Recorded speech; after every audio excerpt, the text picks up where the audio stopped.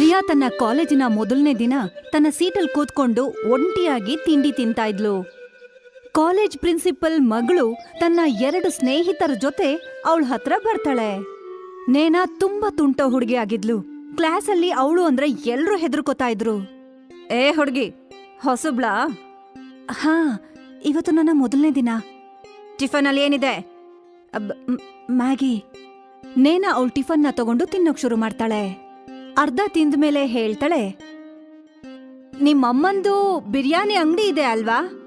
ಮ್ಯಾಗಿನೇ ಇಷ್ಟು ಕೆಟ್ಟದಾಗ್ ಮಾಡ್ತಾರೆ ಅಂತಂದ್ರೆ ಇಷ್ಟು ಕೆಟ್ಟದಾಗ್ ಬಿರಿಯಾನಿ ಮಾಡ್ತಾರೆ ಅಂತ ಗೊತ್ತೇ ಇರ್ಲಿಲ್ಲ. ರಿಯಾಗೆ ತನ್ನ ಅಮ್ಮನ್ ಬಗ್ಗೆ ಅಷ್ಟು ಕೆಟ್ಟದಾಗ್ ಮಾತಾಡಿದ್ದು ಇಷ್ಟ ಆಗೋದಿಲ್ಲ.